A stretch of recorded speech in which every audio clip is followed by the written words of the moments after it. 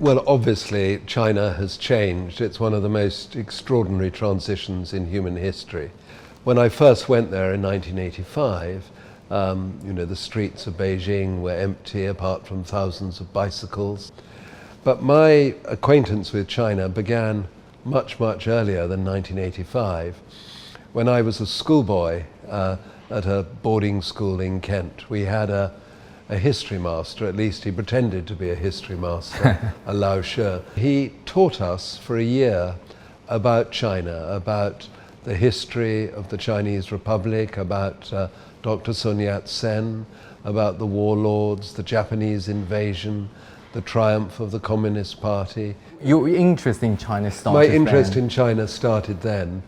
And then when I joined the diplomatic service straight from Oxford, you're tested on your aptitude for hard languages. I chose Arabic because in those days the Camel Corps, the Arabists, ruled the diplomatic service. Do you speak fluent Arabic? I do speak fluent Arabic. Do you speak any Chinese? Only a few words. So speaking fluent Arabic, you have been working with China over the past decade. I said to Premier Li Qiang in Beijing in May, I said, "Wo ai Zhongguo," and he laughed at my terrible Putonghua. Yeah, it's like, I love China. That's Yes. what you said to him. Yes. And Well, what did he say? He laughed. He didn't.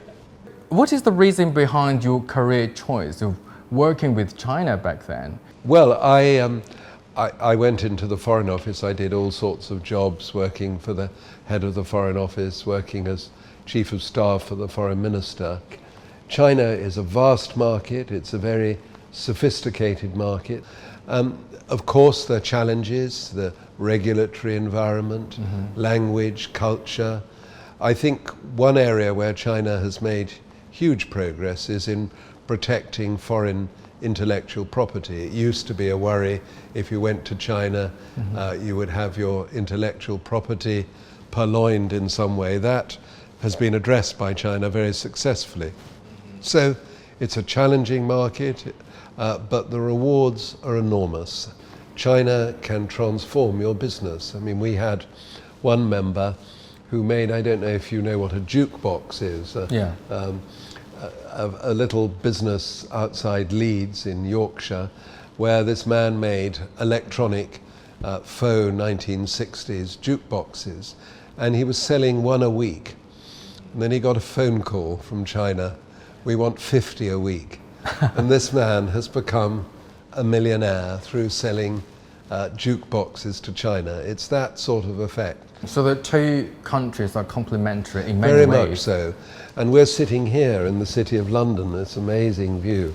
And of course, Britain is primarily a service economy. China is moving rapidly towards a service economy, but it's still the great manufacturing economy, the greatest manufacturing economy on earth.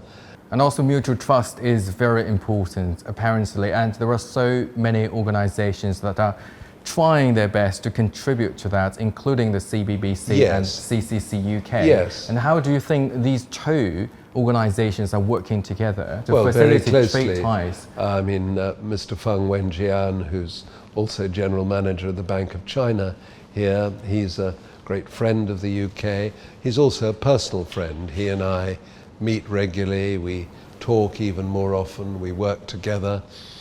Next January we'll be taking part with the 48 Group Club in the annual Icebreakers Dinner, which is the really central celebration of the UK-China economic and commercial relationship. So we know geopolitical tensions often spill over into the economic realm, and you said, I'm quoting you, that you want the CBBC to be an advocate for economic and commercial engagement between the UK and China in as apolitical a way as possible.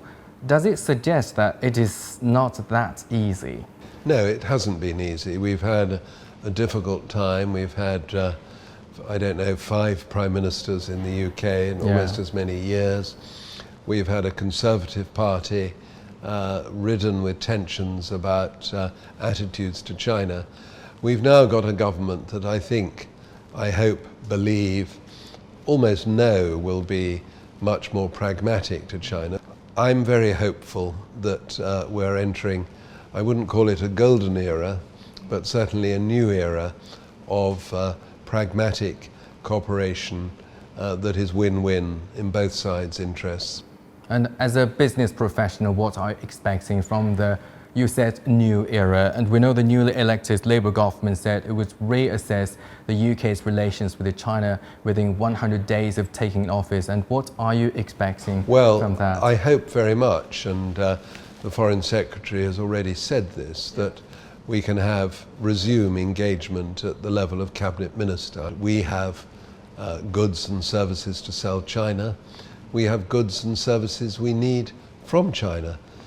I mean, the truth is, if we're serious about the transition to net zero, we can't do it without Chinese battery technology, without Chinese solar panels, without Chinese wind turbines. So we have to work together. Speaking of net zero, so recently the new Chancellor said the UK wouldn't follow suit to impose additional tariffs on Chinese-made EVs. So have you seen an increasing trend in China-UK cooperation in the field of net zero? Very much so. I mean, all sorts of areas, a lot going on. I mean, if we go down to the street below, we will see BYD buses. BYD, yeah. But not just BYD buses, Build Your Dreams. The London Electric Vehicle Company, owned by Geely. Yeah, I drive a hybrid Volvo, owned by Geely. And I hope we'll see many more Chinese electric vehicles in the UK. You may like it, but some are saying that China is overproducing its solar panels, its electric vehicles, and China is dumping its products in the European market. But we do see different rhetoric here. It's better to have an electric vehicle made in a factory in Shenzhen or in the Yangtze Valley. That are more affordable. More affordable, yeah. More efficient. And to have financial services manufactured here in the City of London and sold into China, or architectural services, or whatever it may be. That's the theory of comparative advantage at work. In the meantime, how much weight do you think the US carries in China-UK relations? Well, it has had a negative influence in the past.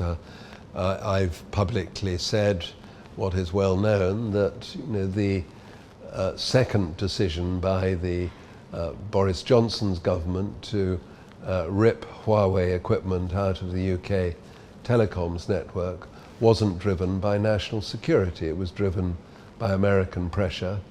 It's cost Britain about £10 billion and a 3-year delay in the rollout of 5G. So it's a challenge. We have to pursue our national interests, and we have to realize that national security, which is genuine and must be protected, is not the same as America's national superiority. There's a difference. And so Britain needs to stand up for its own national interests, the interests of our people, working with our European partners, and not succumb to pressure from others where it's not in our national interest to do so.